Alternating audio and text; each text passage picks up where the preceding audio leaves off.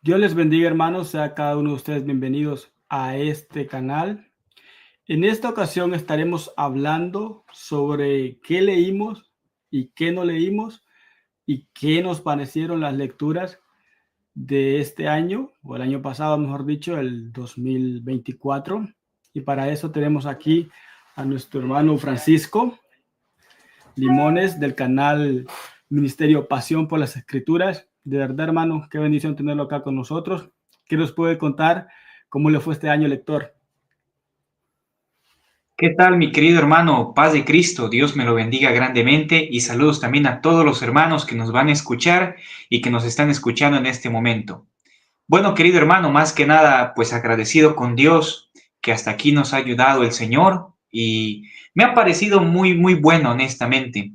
Fíjese, hermano, que como platicamos a veces personalmente, creo que las lecturas son muy importantes en la vida cristiana. Creo que buenas lecturas nos forman de manera correcta en muchas áreas que nos falta por aprender. Y bueno, básicamente me fue muy bien. Gracias a Dios tuve una buena lectura este año. No leí como tenía planeado leer, pero sí leí, sí leí. Y fíjese, hermano, que me parece muy interesante lo siguiente. Conversando un poco con usted, en una ocasión le decía que el leer nos forma bastante a nosotros. Y realmente todos somos ignorantes hasta cierto punto, porque hay cosas que no sabemos. Imagínese, entre más libros tengamos, mayor es nuestra ignorancia, porque nos damos cuenta que hay muchas cosas que desconocemos, ya sea que porque nosotros mismos lo ignoremos o porque realmente no queremos buscarlo, la información que necesitamos saberlo.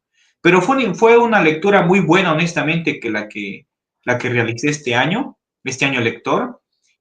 Usted me comentaba, también creo que lo va a comentar, el bloqueo lector que tuvo usted también durante esa transición de este año. Entonces, mi hermano, a mí me fue muy bien en la medida posible. Ahora dígame usted qué tal le fue su lectura de este año. Bueno, ah, bien, estoy contento. No leí todo lo que quería leer, pero estoy contento. Yo creo que a veces nosotros nos volvemos muy legalistas en todo, absolutamente en todo, y creemos que entre más hacemos, mejor es la cosa. Y a veces no es así. Pero este año, como dije, no leí lo que quise leer, pero sí estoy contento, la verdad, porque pude leer cosas que no sabía, sinceramente, como es el Concilio de Sárdica. Son cosas tremendas que son parte de nuestra historia unicitaria o de la unicidad de Dios. Y pues, como usted lo mencionó, tuve un pequeño, bueno, los lectores, la comunidad le llama bloqueo lector. Yo no comparto el término, pero yo creo que a veces es más simple ganas de no leer, ¿sabes? Es así de simple. No quieres leer, pues no leas. Entonces los lectores le llaman bloqueo lector. Comparto el término, pero creo que no hay que hacer tanto drama. Simplemente uno no quiere leer y punto. Así de simple. Pero ah, la verdad, pasé por lo menos como unos 3 o 4 meses donde no leí un libro completo, pero gracias a Dios pues me mantuve leyendo el libro que es más importante, el cual es la escritura. Me mantuve leyendo Salmos, el libro de Cantares que me gusta mucho, la carta a los Filipenses. No pude leer la Biblia entera, que es lo que yo siempre procuro hacer durante un año. De hecho, hice un reto a leer la Biblia en 66 días, tampoco pude hacerlo, pero sí leí una gran parte del Antiguo Testamento y muy buena parte del Nuevo. Así que estoy contento, como dije, creo que a veces nos volvemos muy legalistas y queremos llenar ciertas medidas y cosas que la verdad pues no tienen mucha importancia, pero estoy contento, como dije, vuelvo a repetirlo, estoy muy contento con lo que leí y sobre todo, yo soy de las personas que cuando a mí me dicen sobre la lectura, qué libro, es que yo la Biblia ni tan siquiera lo meto en un top 10, un top 5, top 3. Yo no meto la Biblia allí, porque es que yo soy cristiano y poner la Biblia, no, es que la Biblia es número 1, no, es que ni tan siquiera está en el número 1, está por fuera de cualquier otra lectura, es simple, es la Biblia y después lo que sea. Pero este año, como dije, leímos sobre patrística, leí mucho sobre patrística, leí sobre, bueno, investigación. Usted sabe, vea, ustedes saben que yo procuro traer al canal a un buen documento histórico, y eso es complejo, más partiendo de nuestra postura unicitaria. Eso es más complejo, porque a veces hay que desenterrar los escritos. Es más complejo hallar información. ¿Por qué? Porque simplemente la historia la escriben o la cuentan los vencedores. Es así de simple. Es así de simple. Entonces, estuve leyendo bastante sobre las priscilianistas. Pude leerme la vida de Santa Elia, la versión en inglés traducida por Marco Conti y Virginia Baruch, creo que se llama ella. Y pues ahí la estamos agregando a la investigación que estamos haciendo, que se llama Las Priscilianistas, las mujeres que siguieron a Prisciliano de Ávila, que será una información o un tema que estaremos trayendo en el canal en este año. De verdad que va a ser de mucha bendición. Y pues si nos vamos un poquito más para atrás, como dije, estuve leyendo bastante patrística. Y es sorprendente, hay cosas que uno siempre aprende, por más que se haya leído a otros libros de patrística. Creo que cada escritor, ¿verdad?, hasta donde le da su conocimiento o su preparación, pues escribe y puede darnos nueva información.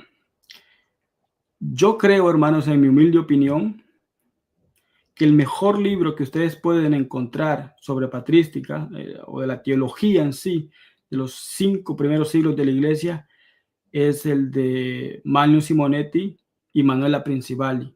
Los dos son, bueno, Manlio Simonetti ya falleció en el 2017, pero ellos fueron maestros en la Universidad Agustiniana, creo se llama, de Roma. Ellos han formado patrólogos de primer nivel, ellos eran patrólogos de primer nivel, y me sorprende mucho la honestidad de Manlio Simonetti y la profundidad con la que él aborda la teología y el punto histórico. Son dos cosas fundamentales para entender. Si uno no entiende el contexto histórico de los primeros 5 siglos y la teología de cada personaje, obviamente la que existe, porque hay unos que se han perdido, si uno no entiende eso, uno no va a entender absolutamente nada. Y nuestro señor, aquí este libro, se lo voy a enseñar, nuestro señor Manlio Simonetti y la señora Principali profundizan de una manera tremenda.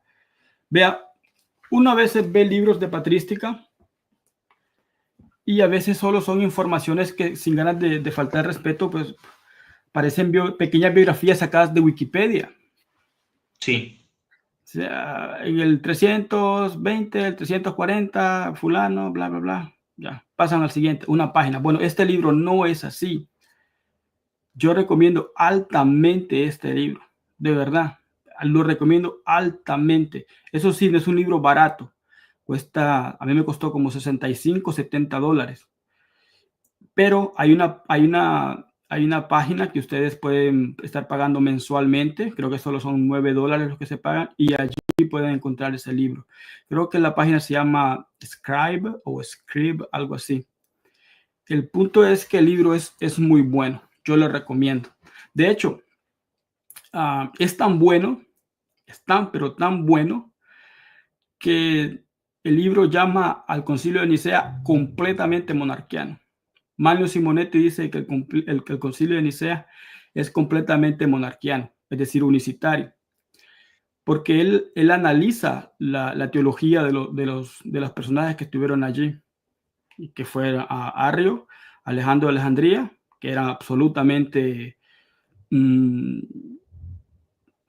se tildaban por más de una hipóstasis, se inclinaban por más de una hipóstasis en Dios, y los otros eran Eustaquio de Antioquía, o Estaquio de Antioquía, y Marcelo de Ancira, los cuales pues eran monarquianos, unicitarios, que creían firmemente en que Dios era una hipóstasis y que Cristo era Dios en todo su esplendor. No era un semidios o un ser creado poderoso, sino que era pues absolutamente Dios con nosotros, ¿no? Emmanuel.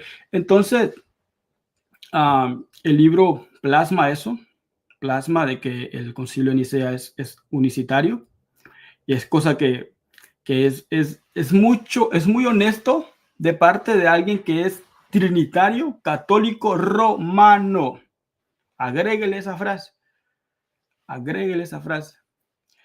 Y resulta que también dice que el obispo Julio, el que convocó al Concilio de Sárdica, que también es absolutamente monarquiano o unicitario, dice que su teología es un monarquianismo moderado por herencia. Note cómo lo pone, por herencia.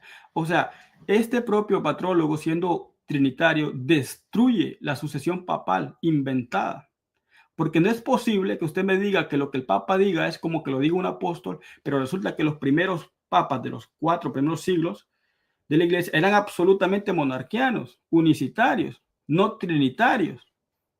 Entonces, como si ve el chanchullo que hay allí, entonces eso destruye totalmente la sucesión papal de los trinitarios.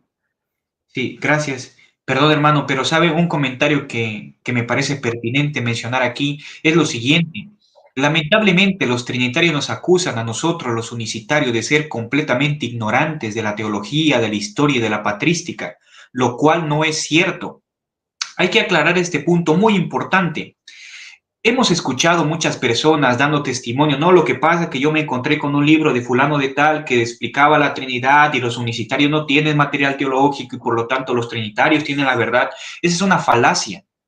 No podemos equiparar la verdad con la magnitud teológica de algún teólogo, de algo así por el estilo. La verdad es fidedigna y la revelación es pura a través de la Sagrada Escritura, que es la palabra inspirada por Dios, en el cual tenemos el conocimiento, la voluntad, los decretos y el carácter de Dios revelado para nosotros. Y sí, los unicitarios leemos patrística, leemos historia, nos formamos en teología y por supuesto que sabemos. El problema con los trinitarios es lo siguiente. Muchos trinitarios han tenido conversaciones con hermanos que muy lamentablemente no explican de manera adecuada la doctrina unicitaria o tienen un desconocimiento garrafal históricamente hablando. Y no los culpo. No todos somos llamados a ser, no sé, eruditos en griego, eruditos en patrística, pero sí todos somos llamados a investigar de acuerdo a nuestras posibilidades que tenemos. Formarnos con buenos libros, formarnos en teología, en patrística y historia es importante, porque así conocemos más seguramente el contenido de nuestra fe, la historia de nuestros hermanos que fueron martirizados por la fe apostólica o monarquiana, y aparte de eso, conocer la Escritura de manera muy adecuada.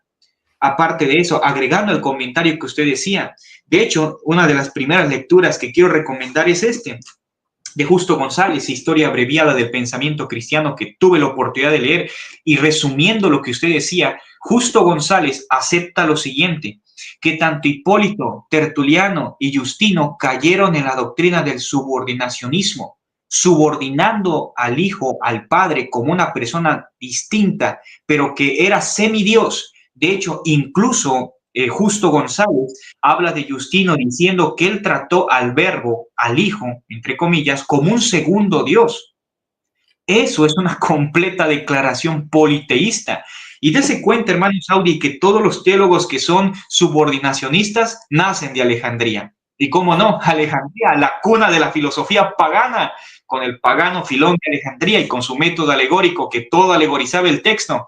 Y tenemos a Orígenes, un gran alegorista del texto, que trataba de buscar lo que el texto claramente dice, no hay que buscar otro significado más profundo, todo alegorizaba ese hombre. Aparte de eso, el propio Justo González acepta que el Concilio de Nicea fue dirigido por Ocio de Córdoba, que era un unicitario, por Marcelo de Ancira y por Eustacio de Antioquía. Y de hecho, hay que hacer una corrección muy importante acá. En palabras del propio Justo González, muchos trinitarios dicen que Atanasio participó, activamente en el concilio, lo cual no es cierto. En palabras de Justo González, Atanasio era un completo diácono en ese tiempo y por lo tanto era simplemente un servidor del obispo Alejandro de Alejandría y no tomó ni voz ni voto en el concilio de Nicea porque el concilio se trataba de puros obispos y él no era un obispo, era un diácono. Y aparte de eso también Arrio simplemente era un presbítero, no tenía ni voz ni voto en el concilio de Nicea.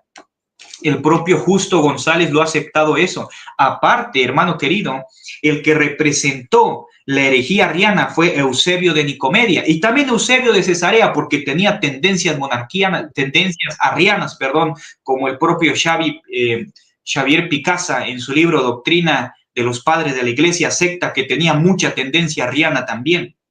Y él dice claramente, Justo González en su libro, y con este voy finalizando esta participación breve, de que la declaración de Nicea y la palabra homousios, ¿no? Que es esencia, significaba un golpe duro, no únicamente para aquellos que creían una hipóstasis distinta, sino porque declaraba abiertamente que era un término sabeliano, o sea, monarquiano. Y después de la declaración de Nicea, muchos arrianos estuvieron enojados con esa declaración porque empezaron a decir que el concilio de Nicea apoyaba la doctrina de Sabelio. Entonces, termino diciendo que es muy importante informarse, leerse y prepararse. Y como una de mis primeras recomendaciones, recomiendo esto, Historia abreviada del pensamiento cristiano. No es tan largo, tiene aproximadamente como 400 páginas, su propio nombre lo dice, ¿no? Historia abreviada del pensamiento cristiano, porque tengo entendido que Justo González tiene un tema completo de que es más extenso. Pero mi primera recomendación es esta lectura que disfruté mucho, que encontré mucha buena información en este libro. Adelante, Sam. No, muy buen comentario suyo, hermano, y estoy completamente de acuerdo con usted. Hay que informarnos. Yo soy de los que creo firmemente que en nuestras congregaciones en general deberían de enseñar historia de la iglesia. Así como hay un culto evangelístico, así como hay un culto escuela dominical de jóvenes, etcétera. Creo firmemente que también deberían de enseñar, los pastores deberían de enseñar historia de la iglesia, porque hay mucha historia de la unicidad y eso que, ¿verdad? Hay muchos escritos que se han perdido y la historia, como dije, ha sido contada por los vencedores. Usted decía que Eusebio de Cesarea tenía tendencias arrianas. No las tenía, era arriano. Él fue condenado en el concilio de Antioquía por los unicitarios o monarquianos, a Eustaquio de Antioquía, que también estuvo en el concilio de Nicea, y Ocio de Córdoba, entre otros. Es de los primeros nombres que aparecen en los anatematizados. Siempre me reúno un poco con esa palabra. Como los que maldicen, ¿no? Sí, son los primeros. Están condenados, eso es lo que está diciendo. Y otra cosa. ¿Sabes por qué? Perdón, rápidamente. ¿Sabes? Javier Picasa, en su libro de Doctrina y Historia de los Padres de la Iglesia que te mencioné, de hecho, él dice nada más así, tenía tendencias arrianas.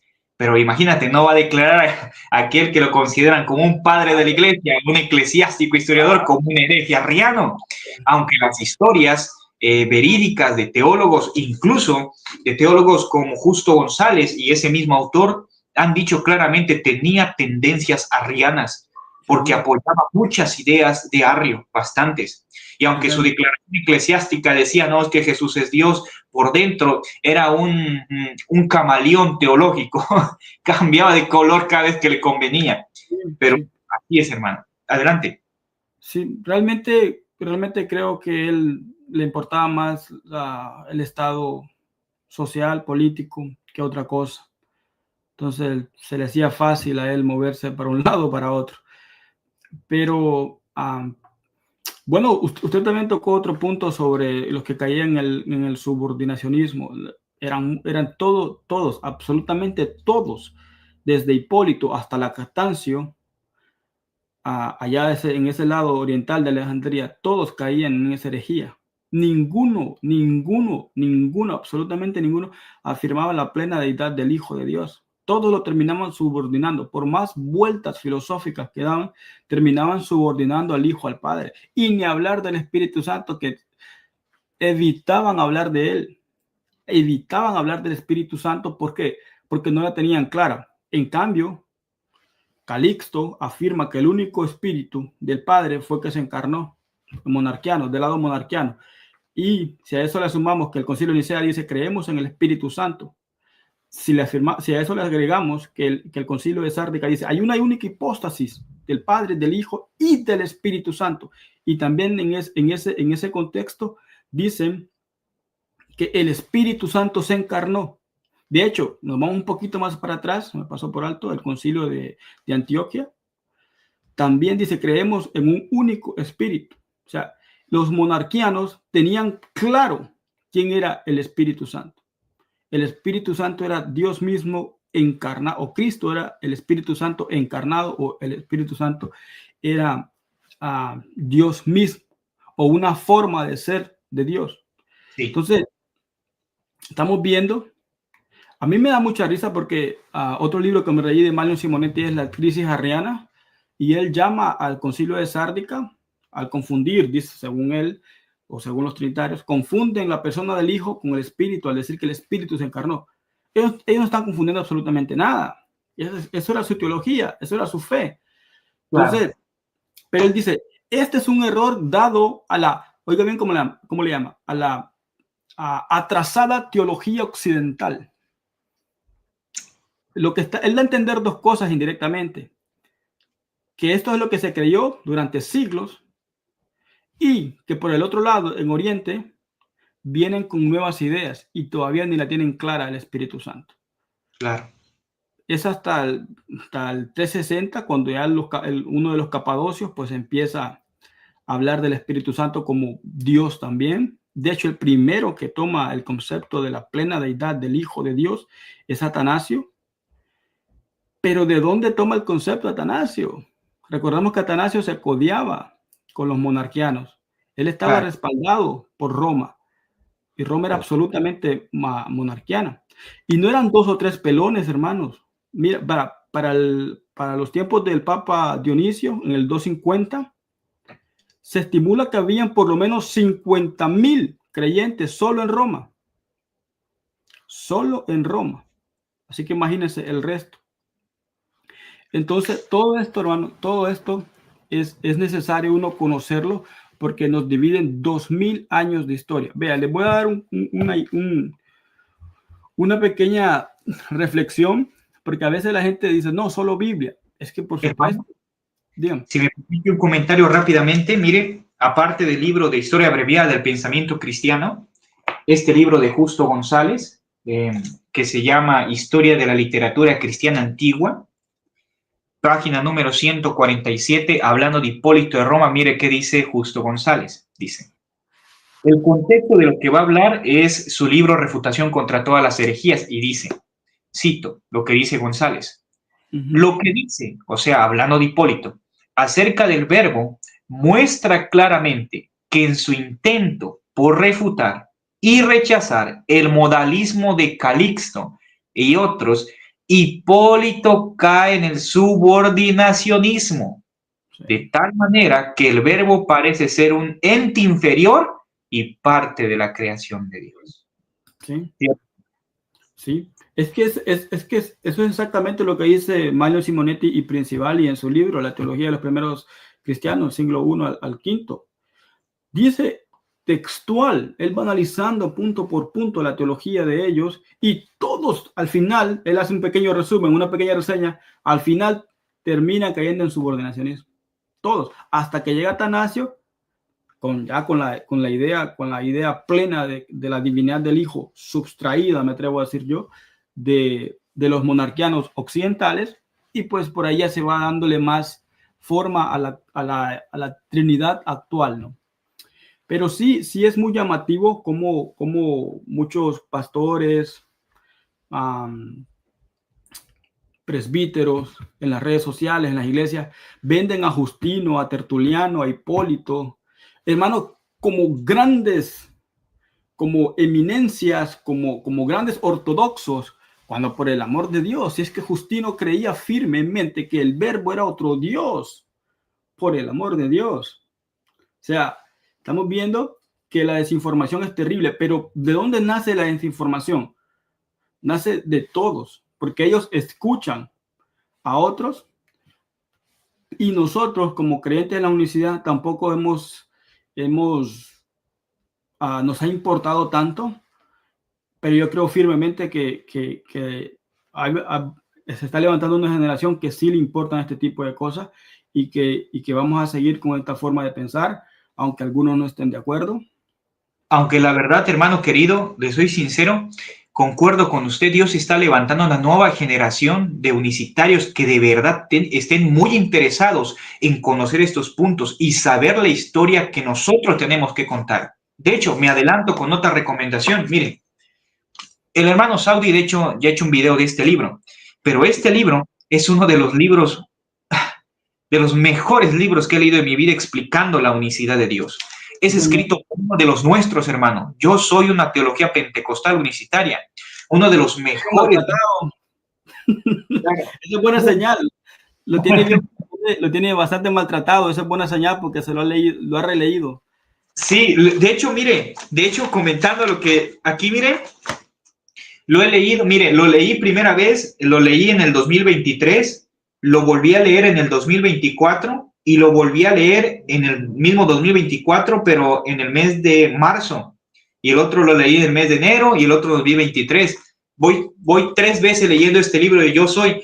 Y un comentario importante que quiero recomendar este libro, antes, cómo conseguir este libro, yo lo tuve que pedir de Estados Unidos con una hermana familiar mía, me lo mandó, porque aquí en México no hay, solamente en Amazon, pero de manera digital. Pero bueno, al comentario que usted decía, hermano, mire, aquí el hermano David Norris dice lo siguiente, parafraseando al hermano Norris, dice, los trinitarios quieren contar nuestra historia y no nosotros contar nuestra propia historia.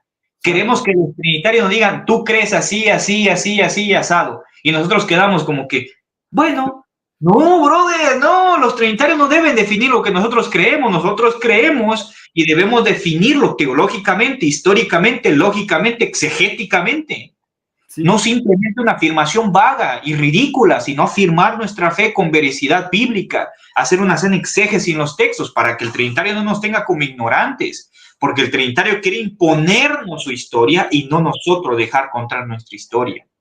Aunque claramente lo que usted mencionaba, los trinitarios cuentan la historia que a ellos les conviene contar. ¿Por qué? Porque el que gana la historia es aquel que escribe lo que pasó. ¿Y los vencedores quiénes son? Pues los herejes, Claro.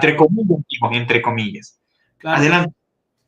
Bueno, no saludar a los hermanos que nos están viendo, hermano Víctor Antonio, Daniela, hermano Manfred, hermana Lidia, todos los hermanos. Y el hermano aquí dice un comentario muy apropiado, dice, tremendo esto, vamos con todo, esperamos que los trinitarios vean este video. Sí, de hecho el reto está allí. Muéstrenos antes del 370, pongámoslo del 370 para abajo, una Trinidad coigualdad, coeterna, cosustancial. Hablando de los tres, no de dos. Hablando de los tres. Porque todos evitaban hablar del Espíritu Santo. Todos. Ni siquiera lo mencionan. Sí, no lo menciono. En cambio, los monarquianos la tenían clara. El Espíritu Santo, Cristo es el Espíritu Santo encarnado, o el Espíritu Santo se encarnó. Y para un monarquiano o un creyente en la unicidad de Dios, hermano, decir que el Logos se encarnó, no hay problema.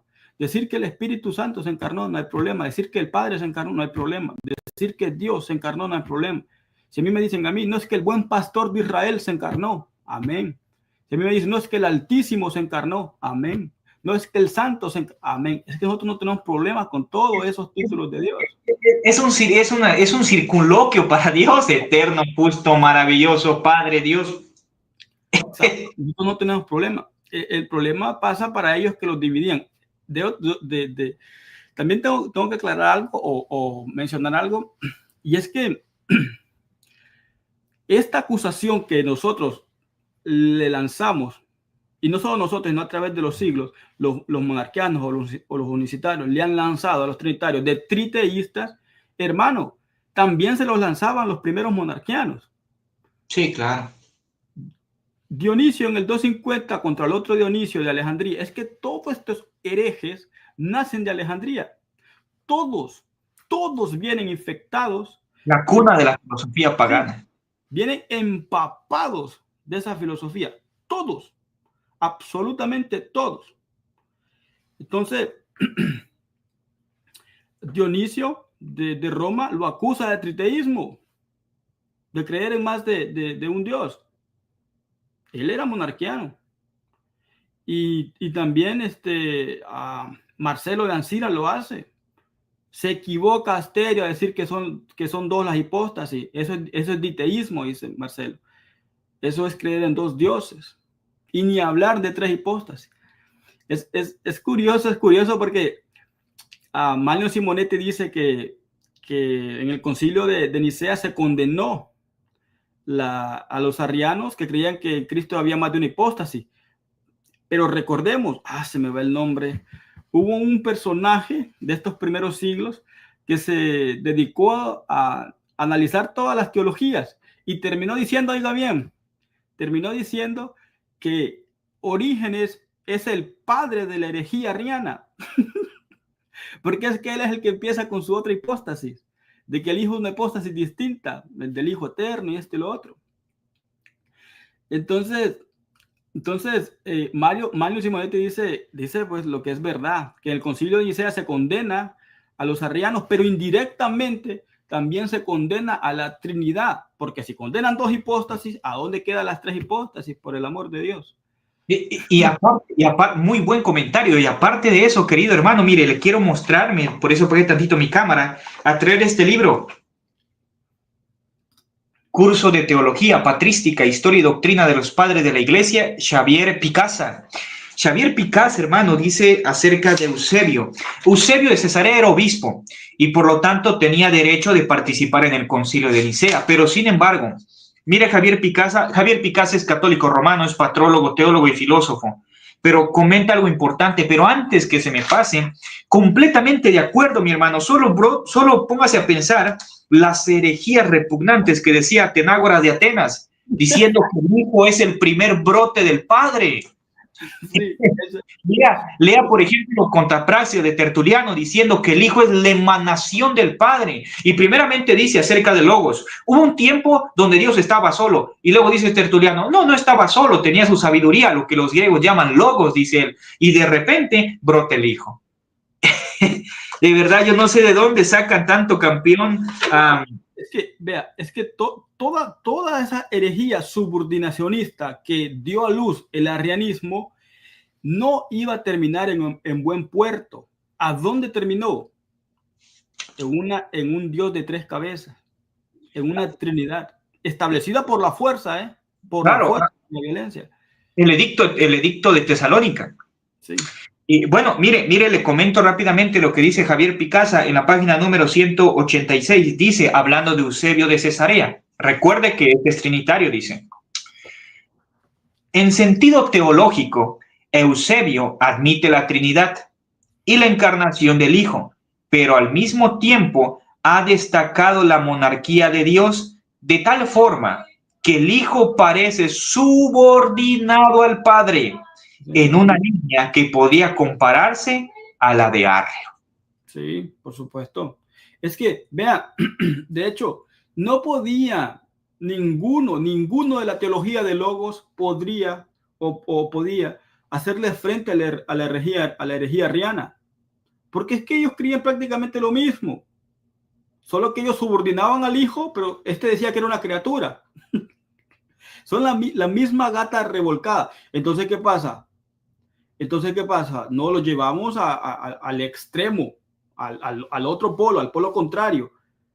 Y los querían llevar, oigan bien, ¿dónde los querían llevar? Porque el concilio de Nicea iba a ser en Ancira, donde era obispo nada más y nada menos que Marcelo, un monarquiano radical, no moderado, sino radical, más estricto todavía en cuanto a la unicidad de Dios. Pero pues por cosas de Constantino se terminó realizando en Nicea. Pero hermanos, por favor, no le comamos más el cuento a los trinitarios que el concilio de Antioquia, Nicea y Sárdica es trinitario, porque no lo es. Por el amor de Dios, no lo son. Uno ve canales como Bytes, que son canales que tienen 500,000 de suscriptores. Sus videos los ven hasta 300,000 personas. Tienen 300,000 vistas, miles de likes, miles de comentarios. Y uno los escucha, de un momento, y uno los escucha hablar del concilio de Nicea y salen con me van a disculpar el término prosaico que voy a usar, pero lo voy a usar. Salen con la burrada de decir que dice que Atanasio, por favor. ¿De dónde sacan que Atanasio fue un líder destacado? Si los líderes destacados fueron Ocio, Eustaquio de Antioquía y Marcelo de Ancira, los cuales eran absolutamente monarquianos, que eran celosos de la deidad del Hijo de Dios, por el amor de Dios. Entonces ve uno que esta gente con tantos, que tienen tantas vistas y pueden llegar a tanta gente, lo que hacen es más bien desinformar en vez de informar. Y pues son canales que por lo menos parecen serios, pero pues es lo que hay. Entonces les decía, hermano, no le tenga miedo a la historia. Yo decía las otras veces en un comentario, si usted cree que la unicidad de Dios es bíblica o es la doctrina bíblica de los apóstoles y los profetas, que lo es, usted no puede creer que los primeros cristianos de los 5 primeros siglos eran mancos o mudos teológicamente hablando, bíblicamente hablando. No, eran gente celosa y gente que conocía. Entonces no es posible que uno crea que la Trinidad es falsa y que todo esto que pasó allá era trinitario. No, señores. No, señores. Hay cosas que no son de Trinidad. Y no es que los monarquianos estaban estableciendo. No, lo que estaban haciendo era defendiendo, que es muy distinto. Una cosa es establecer y otra cosa es defender. Los monarquianos, los creyentes en la unicidad de aquel entonces, lo que estaban haciendo era defender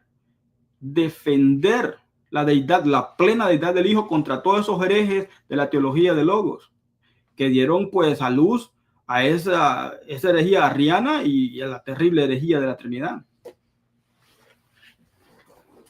De hecho, querido hermano, le quería comentar lo siguiente. Mire, el propio Javier Picasa acepta en la página número 157 de su obra que Atanasio, le cito textualmente lo que dice, hablando del concilio de Nicea y de Atanasio, dice, asistió al concilio como diácono y secretario de su obispo Alejandro, a quien sucedió en esta sede, aunque no todos aceptaron su elección, por a pesar de que había contra el canon cuarto del mismo concilio.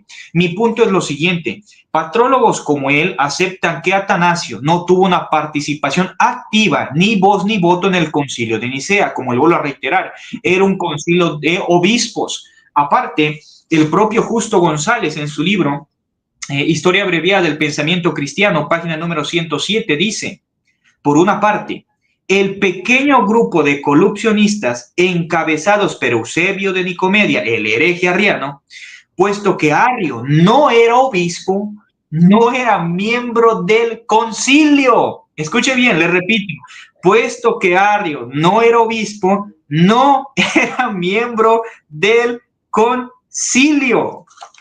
Justo González. Pero vienen los trinitarios a contar, no, lo que pasa es que Arrio y Atanasio debatieron en el concilio, se empezaron a discutir y eran los héroes de la fe. Mentira. El propio Justo González, hermano, yo creo que estamos haciendo apologética de Nicea en vez de la recomendación de los libros, pero rápidamente, Justo González acepta que los principales columnas de la mente ahí eran 4 personajes, 2 son herejes, pero era Marcelo de Ancira, Eustacio de Antioquía Eusebio de Nicomedia y también Eusebio de Cesarea, estaba participación ahí porque eran obispos. Y aparte de eso, querido hermano, quisiera decir lo siguiente: la desinformación y la deshonestidad de los trinitarios es tremenda, incluso conociendo que sus propios teólogos eruditos dicen que ellos no tuvieron participación activa en Nicea. Hermano, ¿cuánto trinitario dice que Arrio y que Atanasio son los que pelearon en Nicea? Cosa que no es cierto. No, y lo peor es que ponen a Atanasio en el 325 como un trinitario ortodoxo, como un trinitario del siglo V, para ser más exacto, del siglo V, ya con la Trinidad establecida por el medio de la violencia. Cuando Atanasio en ese entonces, yo me atrevo a decir que estaba entre dos mares, monarquiano y teología de logos. Creía que era una hipóstasis, pero de hecho, cuando el concepto que él agarra homousios y lo interpreta como un monarquiano, pero lo aplica o lo hace encajar con la teología del logo de las tres hipóstasis, porque está en Alejandría. Es que este tipo era un solapado, él quería caer bien con los herejes y con los ortodoxos occidentales monarquianos. El tipo eso es lo que era, eso es lo que él era, porque claro, él estaba respaldado por Roma, por el Papa o el obispo de Roma. La Iglesia Católica le llama Papa a esa gente, pues esa gente era lo que eran obispos. Entonces, hermanos, no le tengan miedo a la historia. No le tengan miedo a la historia. Otra cosa, usted de lo que dijo ahorita sobre Atanasio, vea, cuando Principal y Simonetti hay un capítulo que se llama antes del Concilio de Nicea, no sé exactamente la palabra que usan, pero antes del Concilio de Nicea, empiezan ellos a analizar la teología de los cuatro. Arrio, Alejandro de Alejandría, Eustaquio de Antioquía y Marcelo de Ancira. Esto es importante para entender lo que pasó, dice él, y termina diciendo que es absolutamente monarquiano, que solo creen en una apóstasis. Entonces, lo que pasa es que el laico trinitario cree que sabe más que su erudito en patrística. Ese es el problema. Y si uno le dice algo, dicen, no, esto es unicitario. No, es que te estamos citando tus propios patrólogos. Pelean con tus propios patrólogos. Vayan y peleen con ellos. Yo le dije a uno en un comentario, mira, yo escribo lo que tu propio patrólogo escribe. Si no te gusta, pues ve a reclamarle. Ve a reclamarle a él, a ver qué te dice. Claro, lo que pasa es que son mínimamente sinceros, aunque, bueno, algunos puntos son muy sinceros. Lo que pasa es que tenemos que entender que casi no hay documentación monarquiana en esos siglos. Se perdió obviamente porque fueron tildados como herejes, y ya sabemos que los vencedores cuentan la historia y bla, bla, bla, bla, bla. Así que, hermano, otro librito que quiera recomendar, si me lo... ¿O quieres otro? Claro, te digo que estamos haciendo apología del Concilio de Nicea. Pero bueno, mi hermano, mi punto es lo siguiente, mire, otra recomendación que quiero dar, hermanos, y que de verdad necesitamos como pueblo apostólico es entender e interpretar la Biblia de manera correcta. Hermano, la verdad somos pésimos exegetas de la Sagrada Escritura. Y no me vengo aquí a ponerme como don exegeta que sé todas las exégesis, no, pero hago mi esfuerzo para que la palabra de Dios sea completamente entendida de manera que en su contexto aplique correctamente a nuestra cultura en la actualidad. Ojo, hermano querido, dos libros que quiero recomendar muy importantes, que es esto, Texto fuera de contexto, que es un librito, hermano, yo creo que te la acabas en una sentada, y el otro que es Manual de Predicación Expositiva, que es de Luis Contreras, que es la voz de John MacArthur en español.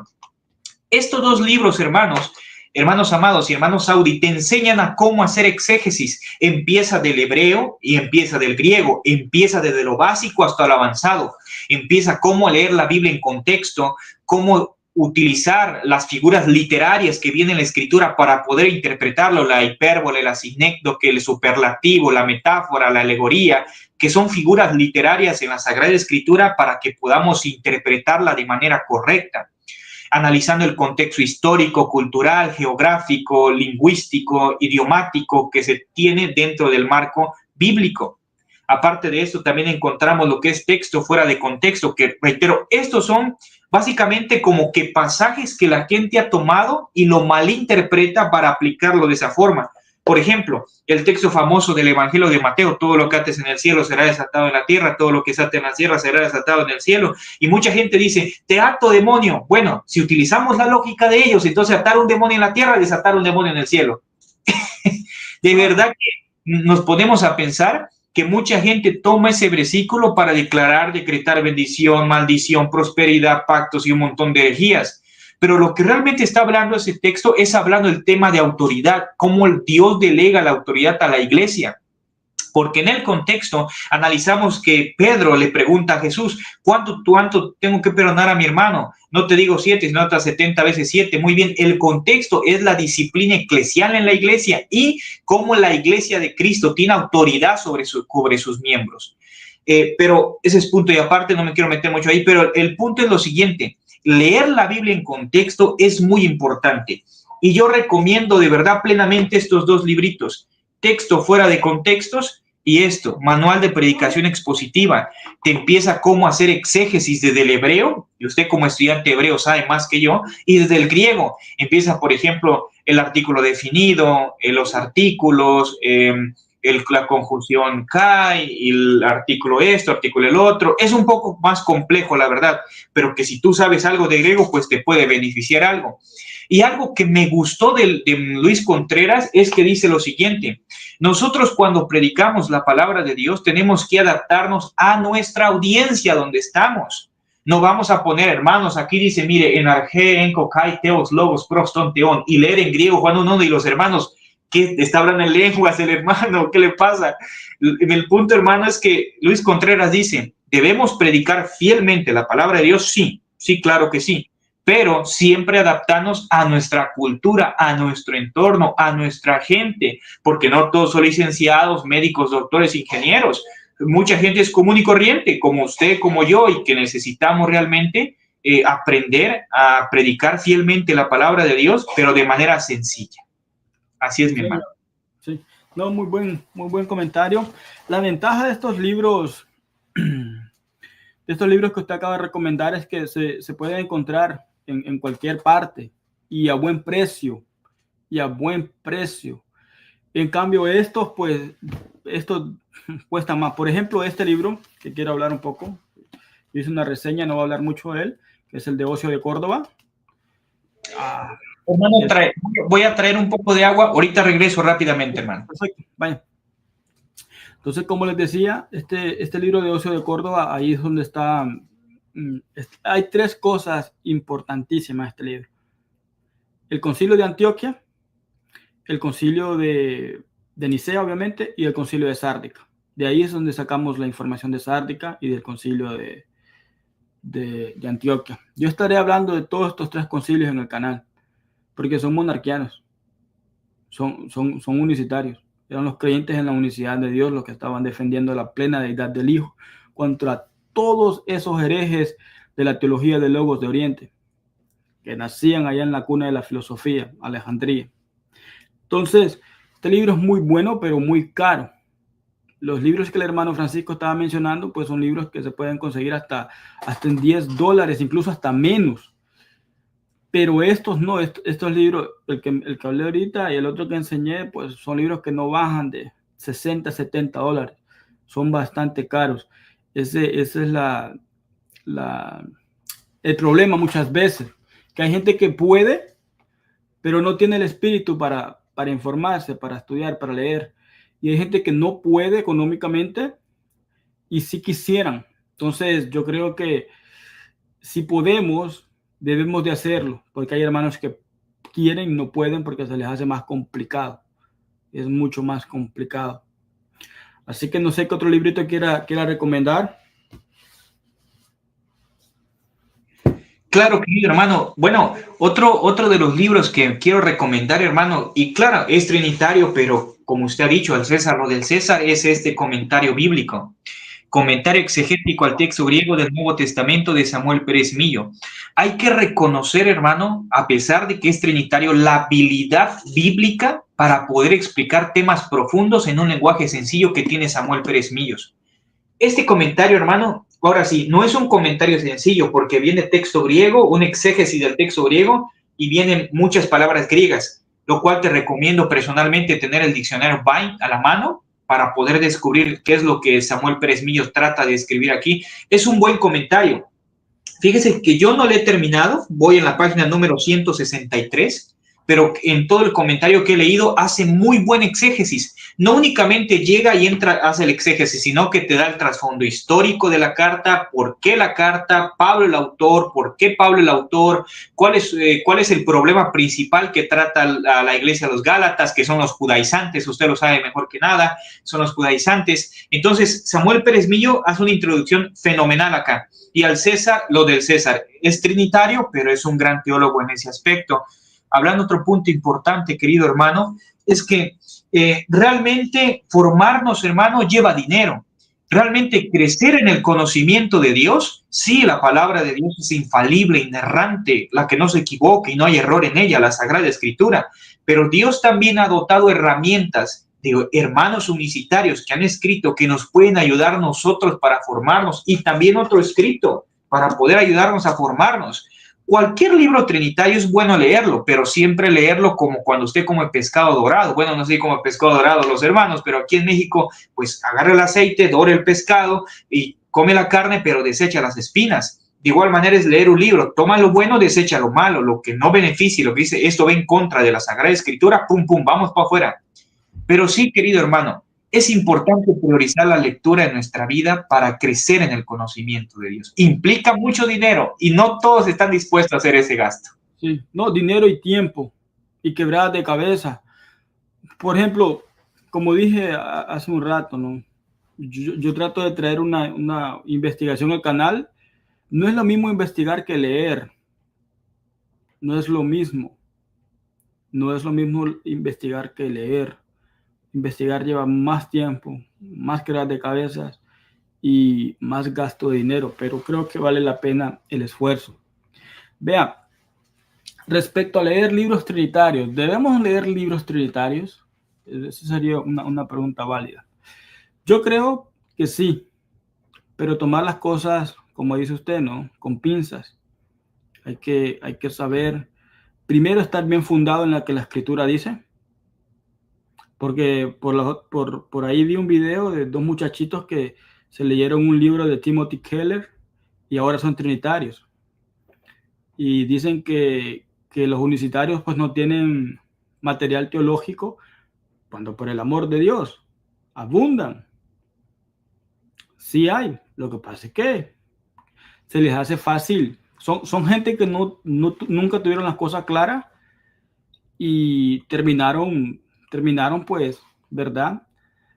Volviéndose trinitarios, digo yo, también seducidos, me parece a mí, por el espíritu intelectualista que hay en los reformados, me parece a mí, seducido más por allí, porque sí, nosotros somos, ¿verdad? Tristemente somos anti-intelectuales, muchos de nuestras congregaciones, pero eso es algo que poco a poco se ha ido quitando. Gracias a Dios hoy tenemos institutos bíblicos absolutamente apostólicos, unicitarios. Hay buen material. Los hermanos en inglés, y esta es una crítica, los hermanos en inglés tienen muy buenos libros escritos en inglés, pero no los traducen al español en su mayoría. ¿Por qué? Porque el latinoamericano no lee. Se estima, hermanos, que en Canadá las personas leen aproximadamente 19 libros al año y en Latinoamérica solo 4,5 o 5, póngale.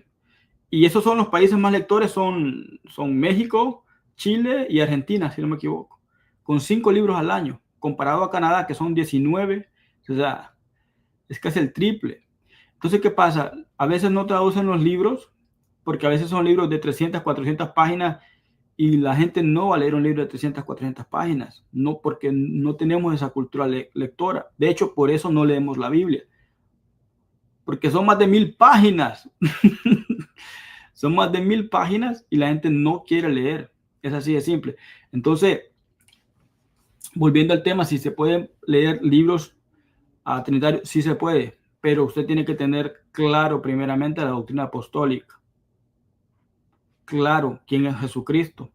Claro que la Biblia dice que Dios es uno y uno su nombre, que Dios es espíritu, que solo hay un Dios, el Padre, y que Dios fue manifestado en carne. Si no le va a pasar lo de estos muchachitos incultos hasta no poder más, que queriendo ser cultos, se volvieron completamente incultos, porque creer que pasar de afirmar que Dios es uno a pasar a afirmar que Dios es más de uno, que es tres, por favor, eso es absurdo, eso es hasta, diría yo, ridículo, porque la Biblia afirma por todas partes que Dios es uno. Entonces, tengamos cuidado, asegurémonos primero bien de lo que dice el texto bíblico para que después de allí no nos mueva nadie. Es lo que me pasó a mí. Yo puedo leer, a mí deme lo que quiera. Yo seguiré creyendo la eternidad, que Dios es uno y uno es su nombre, que Dios fue manifestado en carne. Pero hay gente que pues tristemente se han leído un librito trinitario y se han vuelto trinitarios. Es chistoso, pero bueno, es lo que hay. Yo creo que si se lee un libro de los testigos, pues se hace testigo. Sí, De verdad, hermano, es una completa tontería ese tipo de situaciones, hermano. ¿Cuántos libros de teología ha leído usted y ha leído yo? ¿Cuántos profesores trinitarios tuve yo en la facultad de teología? Profesores que afirmaban, por ejemplo, un profesor que me daba hermenéutica bíblica, imagínense hasta ellos, siendo profesores de la facultad de teología, afirmaban que Mateo 28:19 no es inspirado por Dios. ¿Qué quiero llegar, hermano? Lo siguiente, ¿qué tiene que ver esto con el otro? Lo siguiente, hermano, cómo muchos trinitarios, siendo trinitarios supuestamente informados, realmente no lo están, Hay muchos trinitarios que están desinformados realmente y que no conocen ni su propia historia, ni su propia teología trinitaria y quieren venir a explicar la nuestra. No definen ni siquiera su Trinidad y quieren venir a implantarnos. ¿Tú crees que primero era padre, deja de ser padre para ser hijo, como que Dios se transmuta en muchos seres, algo así? Eso no creen los unicitarios. No sé dónde lo escuchaste, pero no creemos eso. Ahora, querido hermano, para ir cerrando mi punto, yo quiero animar a los hermanos de todo corazón, hermanos amados, que compren buenos libros, que compren, que se formen, y como dice el hermano Saudi, para ser un buen lector y crecer en el conocimiento de Dios, requiere dinero, tiempo y esfuerzo, realmente, dinero y tiempo y esfuerzo. Dinero, comprar buenos libros, tiempo para poder dedicarte a leer y, claro, esforzarte por tú también aprender a leer, querido hermano. Y no únicamente leer, me gustó mucho su diferenciación entre leer e investigar un tema. Y completamente de acuerdo. Y se escuchan un poco ruido, hermano, lo que pasa es que aquí siguen celebrando el 1 de enero. Entonces están tirando cohetes aquí donde vivo.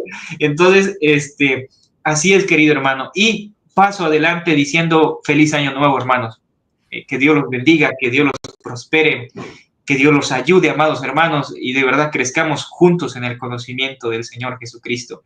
Hermano Sau, creo que ya estamos a punto a cerrar. Entonces yo de igual forma, yo con todo mi corazón, yo le agradezco por este espacio que me ha brindado, por platicar, conversar entre los dos, tratar estos puntos que son importantes, son muy importantes. Nosotros con Saudi no venimos a pretender que somos los grandes teólogos ni nada por el estilo, pero lo que leemos lo compartimos. ¿Para qué? Por amor y edificación de cada uno de ustedes. Hermano Saudi, adelante sus palabras, mi amado hermano. Y se me pasa, gracias a todos los hermanos que están participando activamente en el chat. Dios los bendiga. Sí. Bueno, sí, no solo preguntarle si no tenía algún otro librito para recomendar, algo más que decir sobre el tema.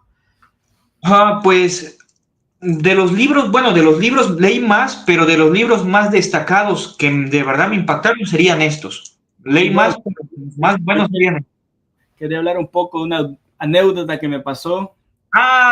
Sí. Adelante, hágalo, porque de verdad. Así voy a hacer el resto del video, hablando con la cara de este libro en la pantalla. Vean. Ese libro no tiene ni para detener mi puerta, hermano. Les explico, vean.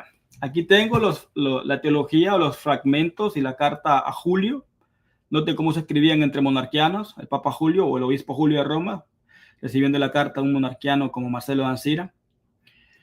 Pues el que comenta y edita esta versión bilingüe es el doctor Samuel Fernández.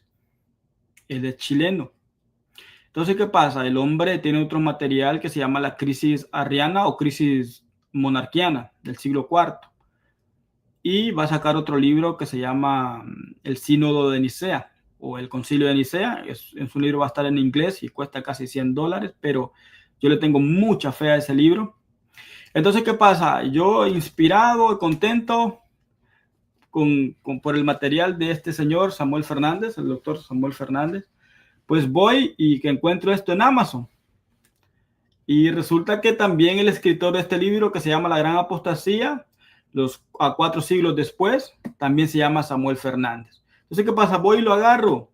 Yo inocentemente lo agarro y todavía lo agarré en pasta dura, porque estaba en pasta blanda. Y diga que me lo dijo, que yo lo comprara. Y también le dije a usted y a otros hermanos que lo compraran. ¿Qué pasa? Resulta que cuando uno abre el libro y al final del libro, pues el hombre dice algo que que deja claro cuál es su punto doctrinal, ¿no? Cuál es su teología. El hombre dice que los verdaderos cristianos se llaman los testigos cristianos de Jehová.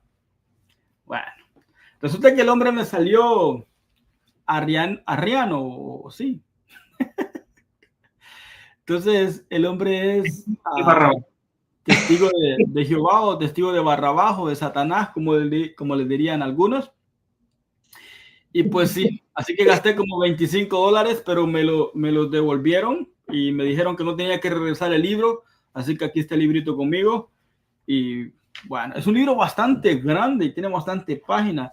Quizás algún dato me brinde, algún día le eche otra ojeada como la que le di, pero y fíjate, Saudi, perdón hermano, pero fíjense hermanos, que con Saudi, pues la verdad tenemos una bonita amistad con mi hermano y siempre estamos platicando y me manda mensaje, Francisco, compra este libro, le recomiendo, y yo, pues claro que sí hermano, lo voy a comprar. Entonces voy y lo pongo en el carrito y lo compro, y estaba a punto de comprarlo y me manda, Francisco, ¿qué? No es Samuel Fernández, es Samuel Aguirre. Híjole, ya casi lo compro, digo yo, ¿qué me está haciendo? Y cuando va leyendo que era de un escrito de un testigo de Jehová, Dios, qué cosas pasan, digo yo. Sí, sí. Es que el doctor Samuel Eizaguirre, no, Samuel Fernández Eizaguirre es el original. Este solo es Samuel Fernández. Entonces allí es donde yo me equivoqué. Fernández Eizaguirre, perdón, es católico romano. Es chileno, él, y tiene muy buen material. Y pues sí, vale la pena, creo, leer sus escritos. Entonces, hermano, pues yo solo quería agradecerle a usted por el tiempo, muy bonito tiempo que realizamos acá. Lo que se viene es contenido. Vamos a hablar de los concilios que son absolutamente monarquianos. Tengo una sola intención este año: arrancar de las mentes trinitarias que ni sé de ellos. Correcto. Tengo las pruebas suficientes para hacerlo, y con sus propios patrólogos. Porque si quieren pelear, pues peleen con ellos. No vengan al canal a tirarle bastante hate a uno, ¿no? Pero este año vamos a hablar, hermano, de las priscilanistas. Vamos a hablar de muchos temas, porque la verdad que estoy llevando a cabo la investigación sobre las priscilanistas, sobre la culpabilidad de Calvino en la muerte de Servet, que no la pude presentar el año pasado por ciertos problemas que tuve, sobre Pedro Abelardo, que cada vez me convenzo más que era monarquiano. De hecho, lo condenaron por sabelianismo y a su discípulo lo quemaron por sabelianismo. Se me olvida el nombre, se me olvida, pero era de Brescia, Italia, y lo quemaron vivo. Así que imagínense ustedes, estamos hablando en el siglo III. La Trinidad siempre ha sido violenta. Hoy, pues, gracias a Dios ya no nos mandan a la hoguera por decirles que creen en una completa herejía absolutamente filosófica, extrabíblica, para no poder más. Platónica, sí, de hecho platónica, y ya, bueno, de todo, ¿no? Y pues agradecerle a los hermanos que estuvieron en los comentarios, de verdad, compartan este video. Recuerden que aquí hacemos las cosas para la gloria de Dios, y nada, gracias por el apoyo, que Dios les bendiga y nos vemos en la próxima. Y recuerden, leamos hermano, leamos. De un momento, dice el hermano Manfred, en esta época muchas personas están dejando la Trinidad y están optando por la doctrina de la unicidad. Sí, señor, es cierto, y eso nos mueve a hacerlo. Recuerden que mi canal va de eso. Ustedes quizás aquí nunca vean un debate, aunque yo estoy debatiendo, no con alguien cara a cara, pero sí, en sí aquí estamos debatiendo, es un debate prácticamente. Entonces, aquí estamos presentando apología desde el punto histórico teológico y lo hacemos para la gloria de Dios y lo seguiremos haciendo, aunque Amén. pues, aunque mucha gente no valore, porque tristemente la incultura o la falta de cultura lectora que hay en el pueblo unicitario, pues a veces puede más y estos temas no les prestan atención. Son buenos cristianos, no estoy diciendo que son malos cristianos o falsos cristianos o malos o falsos maestros y esto y lo otro. No, al contrario, son buenos cristianos, pero simplemente pues no les interesan estos temas. Pero como dije, creo que las nuevas generaciones sí se van a importar por estos temas. Yo creo que sí se van a importar y vamos a hablar, porque vea cómo se conecta la historia. Todo Occidente era absolutamente monarquiano, y Libia ni hablar, que quedaba también para ese lado de Oriente, con Sabel y todos ellos. Entonces, y luego pues si pasamos, note usted cómo nace, después del concilio de Sárdica ya estaba vivo nuestro querido Prisciliano, solo que quizás era un bebé todavía, pero después de Prisciliano, los priscilianistas, hermano, hasta el siglo XII, era inmensa la unicidad en Hispania. Así que imagínense cómo estamos enlazando la historia poco a poco. Y los trinitarios todavía tienen la cara de decirnos que no tenemos historia. No, somos primero que ustedes. Cuando nosotros cuando los unicitarios defendían la plena deidad del Hijo en Nicea, ustedes más bien los subordinaban. Bueno, los semitrinitarios que habían, porque no eran ni trinitarios.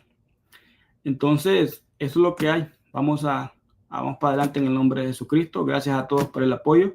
Dios les bendiga, hermanos, y nos vemos en la próxima.